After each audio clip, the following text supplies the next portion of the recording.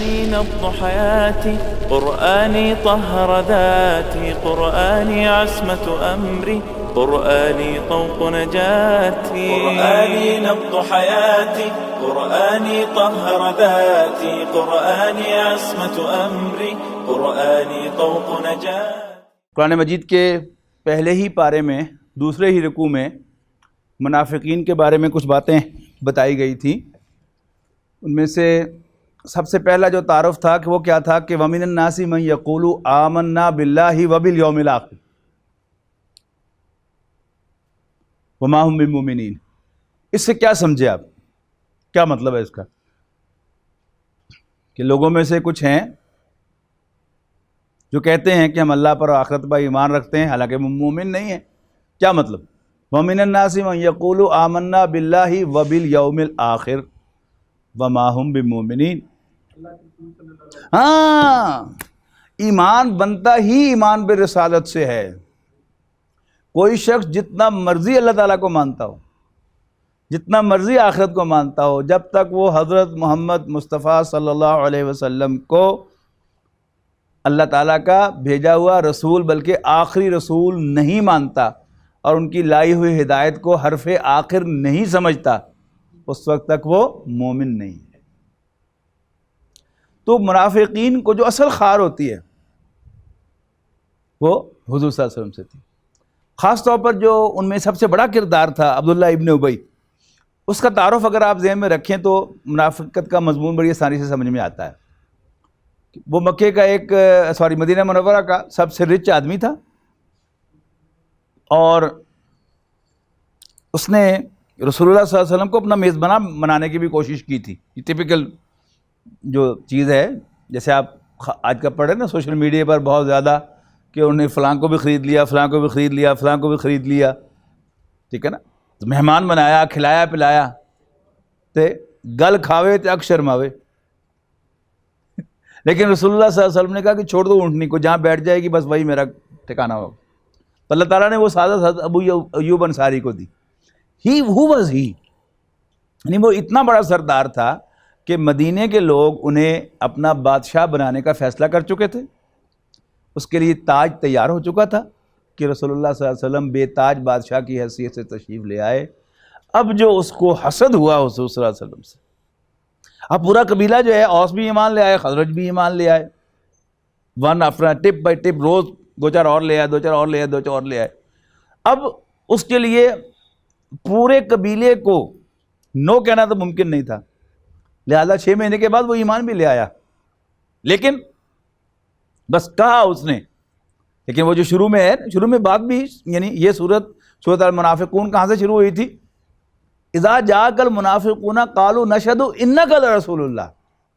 جواب کیا دیا تھا؟ واللہ یعلم انک لرسول واللہ یشہد ان المنافقین لکاذبون. اس میں سر فہرست جو ہے وہ عبداللہ ابن ابی اور اس کے گروپ کے لوگ ہیں. یعنی نفاق کئی طریقوں کا ہے، انشاءاللہ آگے ہم جا کے پڑھیں گے. اچھا، اب آگے جو اس میں بات فرمایا گیا کہ وَإِذَا قِيلَ لَهُمْ لَا تُفْسِدُوا فِي الْأَرْضِ قَالُوا إِنَّمَا نَحْنُ مُصْلِحُونَ. اب اس کی بھی ایک مثال میں آپ کو دے رہا ہوں کہ جب ان سے کہا جاتا ہے کہ زمین میں فساد نہ پھیلاؤ، تو کہتے ہیں نہیں، ہم تو اصلاح کر رہے ہیں. اس کی میں مثال دیتا ہوں آپ کو کہ رسول اللہ صلی اللہ علیہ وسلم کے خلاف کوئی جملہ چست کیا، ٹھیک ہے نا. آفٹر آل کہا کیا، آپ نے کوئی حکم دیا، کوئی بات کہی، تو ساتھ ہی ساتھ والے کو کونی مار کر کہا کہ آفٹر آل یہ بھی تو انسان ہی ہے نا. تو کسی صحابی نے، مخلص مومن نے جا کے پوچھا کیا بکواس کیا تم نے؟ نہیں، تمہاری مینٹیلٹی غلط ہے. میں تو اصل میں اصلاح کے لیے کہا تھا کہ شخصیت پرستی پیدا نہ ہو جائے، شرک نہ پیدا ہو جائے. حالانکہ نیت اس کی بالکل واضح تھی کہ وہ حضور صلی اللہ علیہ وسلم کو ریڈیکیول کرنا چاہتا تھا، آپ کو ڈیگریڈ کرنا چاہتا تھا، آپ کو آپ کے اصل مقام سے گرانا چاہتا تھا. یعنی ایک بات کتنی بڑی حقیقت کیوں نہ ہو، لیکن اس کہنے کے انداز میں سب کچھ چھپا ہوا ہوتا ہے. اس کی میں مثال دیا کرتا ہوں کہ جب ہم چھوٹے تھے اور ہم سے بڑے جو تھے وہ جوان تھے، تو ہر یعنی والدین میں اور اولاد میں ایک نسل کا فصل ہوتا ہے، اور ان کو کچھ نہ کچھ ریزرویشنز ہوتی ہیں اپنے ماں باپ سے. ماں باپ اپنی سمجھ کے مطابق فیصلے کرتے ہیں اور اولاد کو وہ اچھے نہیں لگتے. اور بیٹا جو ہے جوان بیٹا وہ ماں کے کان میں جا کے غسل کرتا ہے کہ ابا جی یہ نہیں کر کے دے دیں، ابا یہ نہیں کر کے دے دیں، وہ نہیں ہوندا. یا وہ اپنے ماموں سے، چچا سے، باپ کے دوست سے اپنے والد کی شکایت کرتا ہے. جب ہم جوان تھے تو ہم جب کسی سے شکایت کرتے تو کہتا کہ باپ ہے تیرا، جو کہندا ہو کر. آج کل کیا ہوتا ہے کہ ماموں ہو یا باپ کا دوست ہو یا چاچو ہو، وہ کیا کہتا ہے، میڈیا کیا سکھاتا ہے آپ کو، ٹی وی کے ڈرامے کیا سکھاتے ہیں، نہیں he is a man and you too are a man, you can argue with him. ہاں وہ بھی انسان، تو بھی انسان. انسان ہونے کے اعتبار سے باپ اور بیٹا ایک ہیں، لیکن رشتے کے اعتبار سے باپ وہاں ہے، بیٹا یہاں ہے. یہی معاملہ رسول اللہ صلی اللہ علیہ وسلم کا اس سے کہیں گنا زیادہ، کہ حضور صلی اللہ علیہ وسلم اللہ کے رسول ہیں. جب حضور صلی اللہ علیہ وسلم کے رسول ہونے کو سامنے رکھا جائے گا then we can't argue with them. یعنی یہ بات کتنی بڑی حقیقت کیوں نہ ہو کہ رسول اللہ صلی اللہ علیہ وسلم بھی انسان تھے، لیکن اوور اینڈ ابو دیٹ اللہ کے رسول تھے. تو حقیقت ہے.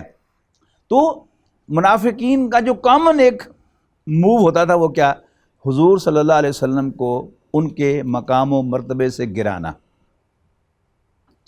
اور سورہ مجادلہ پہ جا کے آپ پڑھیں گے، باقاعدہ لابنگ کرتے تھے حضور صلی اللہ علیہ وسلم کی نافرمانی کو پروموٹ کرنے کے لیے. اب چونکہ آفینس جو ہے وہ رسول اللہ صلی اللہ علیہ وسلم کے خلاف ہے، لہذا اس کی ریمیڈی کیا ہے، معافی مانگو، جا کے ان سے اعتراف جرم کر کے معافی مانگو. یہ جو ہوتا ہے نا ایک کہ بس یہ کیا سنیا معاف، یہ کوئی معافی نہیں ہوتی. معافی کیا ہوتی ہے کہ بھائی میں تیرے نال زیادتی کی تھی، پلیز فار گاڈ سیک میں نے معاف کر دے. ایک کہنے معافی، ان کہنے کیا سنیا معاف اور پنالہ اٹھے ہی. اب ان سے کہا جا رہا ہے وَإِذَا قِيلَ لَهُمْ تَعَالَوْا، یہ کیا تھا، قُبِلَ تھا، قَالَ قَوَلَ قَالَ بن گیا، اور قُبِلَ تعلیل ہو کے کیا بن گیا، قیلا. وَإِذَا قِيلَ لَهُمْ،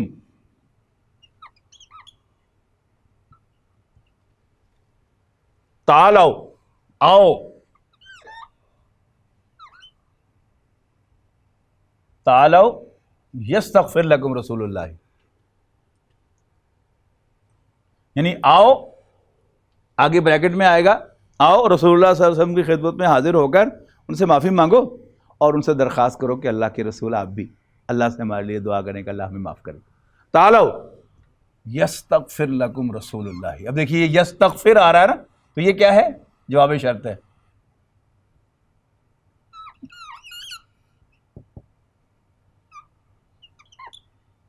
یستغفر لکم رسول اللہ، تو لووا رؤوسہم، لووا رؤوسہم، جب ان سے کہا جاتا ہے آؤ کہ یستغفر لکم رسول اللہ، رسولکم رسولکم، رسول اللہ صلی اللہ علیہ وسلم تمہارے لیے استغفار کریں. لووا رؤوسہم، تو اپنے سر ہلاتے ہیں، سر مٹکاتے ہیں. ہاں آنے دیکھے تھوڑا رسول سی، ٹھیک ہے نا. ظاہر ان کی زبان میں اگر آپ بات کریں گے تو سمجھ میں آئے گی نا. اگر آپ کہیں گے کہ نہیں سر اللہ کے رسول آپ، ہاں حضور، تو بات سمجھ نہیں آئے گی. یعنی وہ کیسے کہیں گے، ہاں آنے سی دیکھے رسول سی، معاذ اللہ توہین کے انداز میں. لووا رؤوسہم ورأیتہم یصدون،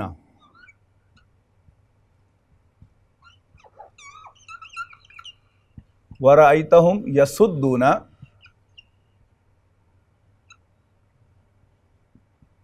وہم مستکبرون، اور برائتہم تم دیکھتے ہو کہ وہ رکتے ہیں آنے سے، وہم مستکبرون، اور تکبر کا مظاہرہ کرتے ہیں. یعنی ساڈے رسول کو جا کے معافی مانگی ایسی، یعنی یہ کیا ہے، تکبر. اگر وہ دل سے رسول اللہ صلی اللہ علیہ وسلم کو اللہ کے رسول مانتے ہوتے تو پھر فوراً کہتے ہاں ہاں سوری بھائی ساڑھے کو غلطی ہو گیا، اللہ کے رسول اللہ مقام ہے، یہ ہے وہ ہے، پجے آندے نہیں آ رہے، رکتے ہیں، وہ مستکبرون، اور تکبر کرتے ہیں۔ اس کے بعد جو آیت ہے، یعنی آپ کو یہ ساری بات میں نے کیوں سمجھائی ہے، اگلی بات اس کے بغیر سمجھ میں نہیں آ سکتی۔ سواء علیہم استغفرت لہم ام لم تستغفر لہم ام لم تستغفر لہم، یہ بھی ماضی کا صیغہ، لیکن یہ بھی مضارع بجہت لم جو ہوتا ہے یہ ماضی ہی کی بات ہوتی ہے۔ کیا ترجمہ ہوا؟ ان کے حق میں برابر ہے، whether you ask forgiveness for them or you never do یا تم نے ان کے لیے استغفار کیا یا کبھی نہ کیا، doesn't make any difference، لن یغفر اللہ لہم، اللہ تعالیٰ انہیں کبھی نہیں بخشے گا۔ اب آئی نا دونوں آیتیں مل کے آپ پڑھیں گے تو سمجھ میں آئے گا کہ کوئی رسول اللہ صلی اللہ علیہ وسلم کی وسعت قلبی کیا تھی، نوئنگ آل دس آپ ان کے لیے پھر بھی استغفار کرتے تھے کہ یا اللہ معاف کر دینا۔ عبداللہ ابن ابی کو آپ نے کرتا دے دیا، اس کی نماز جنازہ پڑھا دی، اور سورہ توبہ میں جب وہ ذکر ہے تو کہا ہے کہ 70 دفعہ بھی ان کے لیے استغفار کریں، نہیں یغفر اللہ لہم، اللہ تعالیٰ ان کو نہیں بخشے گا۔ اصل بات کیا ہے کہ معافی اصل ہوتی ہے اقبال جرم کے ساتھ۔ کوئی آدمی اقبال جرم نہ کرے اور ویسے تقاضا کرے معاف کرنے کا، آپ آئیں گے نا اس پہ، گوگل پہ جائیں، یوٹیوب پہ جائیں، عاصم حفیظ ٹائپ کریں، ASIM اور HAFEEZ، عاصم حفیظ یہ برطانیہ کا ایک نوجوان ہے، بڑا زوردار سپیکر ہے ماشاءاللہ۔ وہ جہاں میں سوانزی میں یونیورسٹی ماسک کا امام تھا تو یہ اس کا پریزیڈنٹ ہوا کرتا تھا، تو یہ عمرے پہ جانے لگا تو میرے پاس بھی آیا کہ آئی ایم گوئنگ فار عمرہ، if I have done anything wrong to you please forgive me۔ میں نے اس سے کہا کہ جس کے تم نے زیادتی کی ہوئی ہے اس کے پاس تم گئے نہیں، اور تمہیں پتہ بھی ہے کہ تم نے میرے ساتھ کوئی زیادتی نہیں کی، مجھے پوچھنے کے لیے آ گئے ہو۔ یعنی ایک لڑکا وہیں یونیورسٹی کا تھا، اس پہ ساتھ اس کی زیادتی میرے علم میں تو اس کے بھی علم میں تھا۔ تو جب میں وہاں سے فارغ ہو کے آ رہا تھا، ایئرپورٹ پر چھوڑنے کے لیے آیا مجھے لندن، وہ ہیتھرو ایئرپورٹ پر، اس نے کہا کہ جی وہ جو بات آپ نے میری کی تھی، you hit me very hard. تو اللہ تعالیٰ کے فضل سے یعنی وہ بات جو تھی اصل میں اس کے لیے ٹرننگ پوائنٹ بن گئی کہ اس لیے کہ کام روٹین ہے، کیا سنیں ہم آپ۔ اس کے بعد ہے ہم الذین یقولون، یعنی دو اقوال ہیں عبداللہ ابن ابی کے۔ ایک غزوے سے واپسی پر عبداللہ ابن ابی بھی ساتھ تھا حضور صلی اللہ علیہ وسلم کے، واپسی پر ایک جگہ پانی پیتے ہوئے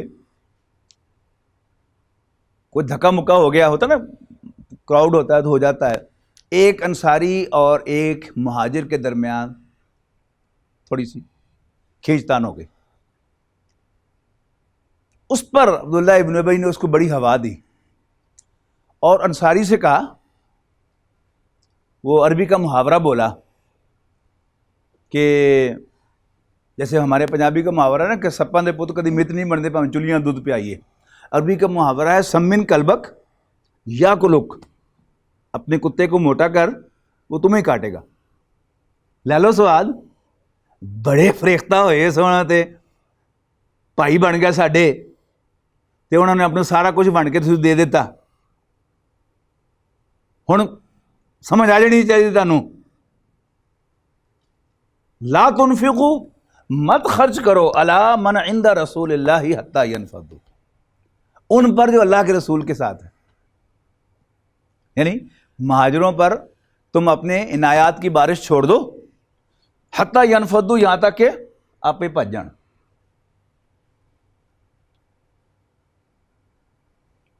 سمجھا کی بات؟ بہت زہلا علول بات اس نے کہی، اور مزید کہا ینفضوا، اس کا جواب دیا گیا اللہ تعالیٰ کی طرف سے، وَلِلَّهِ خَزَائِنُ السَّمَاوَاتِ وَالْأَرْضِ. اس نے کہا تھا نا کہ تم نے ان کو اپنا مال دیا ہے تب یہ چوڑے ہوئے ہیں. اس کا جواب دیا گیا وَلِلَّهِ خَزَائِنُ السَّمَاوَاتِ وَالْأَرْضِ. پہلی بکواس تو اس نے یہ کی کہ اب مت خرچ کرو اللہ کے رسول کے ساتھیوں پر یہاں تک کہ وہ بھاگ جائیں.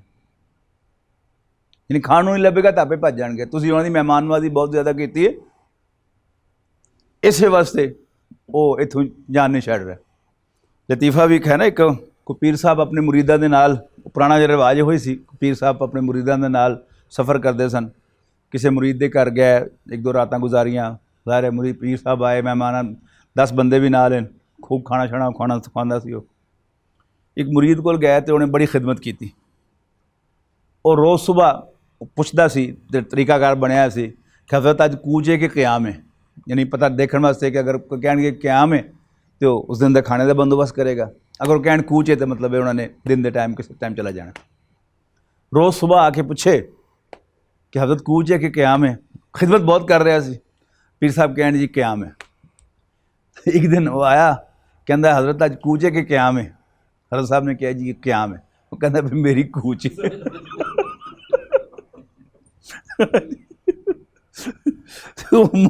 عبداللہ ابن ابی نے کیا کہ تسی انہوں نے بہت سر تے چڑھا لیا وہ کھا پا کے تے آئندہ کوئی آدمی مت خرچ کرے اللہ دے رسول دے ساتھیاں تے مطلب مہاجرین سے حتیٰ ینفدوا یہاں تک کہ وہ خود ہی چلے جائیں. جواب دیا گیا وَلِلَّهِ خَزَائِنُ السَّمَاوَاتِ وَالْأَرْضِ. تسی سمجھتے کیوں تسی کون دے انہوں نے آسمان اور زمین کے سارے خزانے تو اللہ کے ہیں اللہ کے پاس. وَلِلَّهِ خزائن السماوات والارض. زمین و آسمان کے سارے خزانے اللہ ہی کے ہیں. وَلَٰكِنَّ الْمُنَافِقِينَ لَا يَفْقَهُونَ. لیکن منافق نہیں سمجھتے. مزید بکواس کی اس نے بہت ہو گئی. اب جب مدینے جانا ہو یقولون لَئِن رَجَعْنَا إِلَى الْمَدِینَةِ. اب جب ہم مدینے واپس جائیں لَيُخْرِجَنَّ الْأَعَزُّ مِنْهَا الْأَذَلَّ. تو عزت والا ذلیل کو سب سے زیادہ عزت والا سب سے زیادہ ذلیل کو نکال باہر کرے. اب اس کی مراد کیا تھی؟ وہ تو حضور صلی اللہ علیہ وسلم کو یہ کہنا چاہتا تھا لیکن کھل کے نہیں کہا تھا. اس نے گول مول الفاظ میں کہا کہ کل کو مجھے پوچھیں گے تو میں مکر جاؤں گا کہ میرا مطلب یہ نہیں تھا میرا مطلب یہ تھا. عبداللہ ابن ابی کے بیٹے جو تھے وہ سچے مسلمان تھے. وہ مدینے کے بعد تلوار لے کے کھڑے ہو گئے اور باپ سے کہا کہ تم نے وہاں اعلان کیا تھا نا کہ عزت والا جو ہے وہ ذلیل کو نکال باہر کرے تو اللہ کے رسول عزت والے ہیں تم ذلیل ہو میں نہیں داخل دوں گا تمہیں مدینے میں. تو حضور صلی اللہ علیہ وسلم نے اس کو منع کیا تمہارا باپ ہے تم یہ نہ کرو. اس کا بھی جواب دیا گیا وَلِلَّهِ الْعِزَّةُ وَلِرَسُولِهِ وَلِلْمُؤْمِنِينَ. عزت اور عربی زبان میں عزت کے معنی عام طور پر غلبے کے ہوتے ہیں. عزیز کا نا بالادست کو وَهُوَ الْعَزِيزُ الْحَكِيمُ کہ عزت یا غلبہ ڈومینیشن اللہ کے لیے اللہ کے رسول کے لیے اور ایمان والوں کے لیے ہے. وَلَٰكِنَّ الْمُنَافِقِينَ لَا يَعْلَمُونَ. منافقانوں کی پتہ. وَلَٰكِنَّ الْمُنَافِقِينَ لَا يَعْلَمُونَ. یعنی آپ بالکل اردو میں لفظی ترجمہ کریں گے تو بات مزہ نہیں آئے گا. وَلَٰكِنَّ الْمُنَافِقِينَ لَا يَعْلَمُونَ. منافقانوں کی پتہ کہ اصل عزت کی دی ہے. اصل عزت تو اللہ کی اللہ کے رسول کی اور ایمان والوں کی ہے. وَلَٰكِنَّ الْمُنَافِقِينَ لَا يَعْلَمُونَ. لیکن منافق نہیں جانتے یعنی منافقانوں اس کا اس راز دا نہیں پتہ کہ اصل عزت والا کون ہے. اس کے بعد جو دوسرا رکوع آئے گا انشاءاللہ ہم اگلی نشست میں پڑھیں گے. اس میں نفاق اگر دل میں پیدا ہو جائے تو پھر اس کی ریمیڈی کیا ہے. اس لیے کہ جو علامات قرآن مجید میں نفاق کی آئی ہیں یا احادیث میں نفاق کی آئی ہیں وہ علامات ساری ہم میں پائی جاتی ہیں. اور اگر کوئی شک محسوس کرے کہ واقعی اس کو بھی یہ مرض لائق ہو گیا اس لیے کہ قرآن مجید نے اس کا جو تعارف کرایا وہ کیا ہے فی قلوبہم مرض. ان کے دلوں میں ایک بیماری ہے اور بیماری ہمیشہ لگ جایا کرتی ہے کبھی کوئی شوق سے بیمار نہیں ہوا کرتا. یعنی منافقین کی کئی کیٹیگریز ہیں.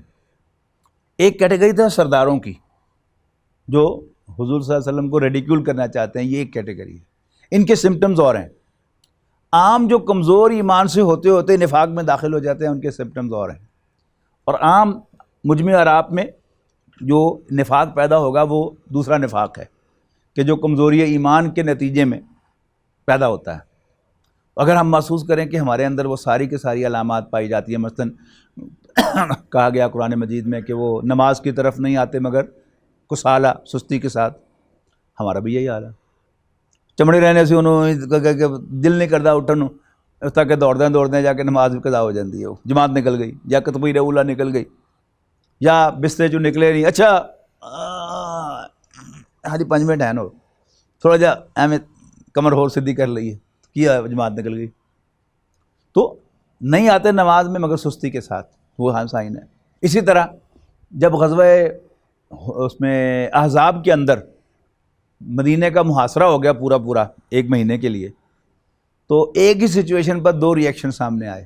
جو ایمان والے تھے انہوں نے کہا ھذا ما وعدنا اللہ ورسولہ وصدق اللہ ورسولہ، اللہ اور اس کے رسول نے سچ ہی تو کہا تھا، اسی کا وعدہ کیا تھا کہ ہم تمہیں آزمائیں گے، ٹوک بجا کر دیکھیں گے، مصیبتیں آئیں گی، تکلیفیں آئیں گی، مال و جان کا نقصان ہوگا۔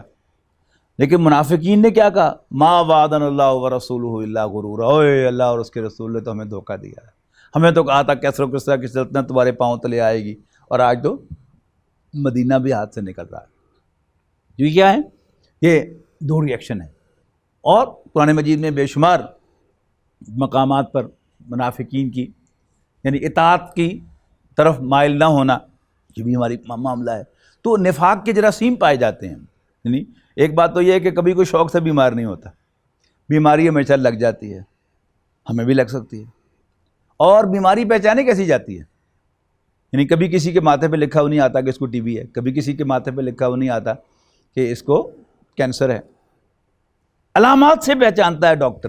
ہوتا کیا ہے کہ جب آپ کوئی علامت محسوس کرتے ہیں تو آپ بھاگے ہوئے ڈاکٹر کے پاس جاتے ہیں، اور کئی علامات مکس ہوتی ہیں، مثلا کھانسی وہ نزلہ زکام سے بھی ہوتی ہے، آپ کہیں جھاڑو پھر رہا ہو تو اس کے پاس سے گزرے وہاں بھی کھانسی آ جاتی ہے، اور دھواں ہو تو اس میں بھی کھانسی آ جاتی ہے، ٹھیک ہے نا؟ لیکن آپ کو بڑا خیال آتا ہے یار اتنے دن ہو گیا کہ ٹی بی تو نہیں ہوگی میں نے۔ لیکن نفاق کے بارے میں ہم نہیں سوچتے کہ کہیں میں منافق تو نہیں ہو گیا۔ صحابہ کرام کا کیا تھا؟ حضرت حنظلہ نے ایک نشانی دیکھی تو وہ نہیں پاگلوں کی طرح باہر نکلا کہ نافق حنظلہ نافق حنظلہ نافق حنظلہ۔ تو وہ سائن سمٹم جب ہم دیکھیں گے تو پھر ایک ضرورت محسوس ہوگی کہ بس گئے کہ کوئی ریمیڈی ہے، تو بس وہ ہے اس کا جواب دوسرے رکوع کے اندر کہ ریمیڈی ہے۔ پہلا اس کا پریونشن بتائی گئی اور پھر اس کے بعد اس کی علاج بتایا گیا۔ آخر دعوانا الحمدللہ رب العالمین۔ قرآني نبض حياتي، قرآني طهر ذاتي، قرآني عصمة أمري، قرآني طوق نجاتي، قرآني نبض حياتي، قرآني طهر ذاتي، قرآني عصمة أمري، قرآني طوق نجاتي۔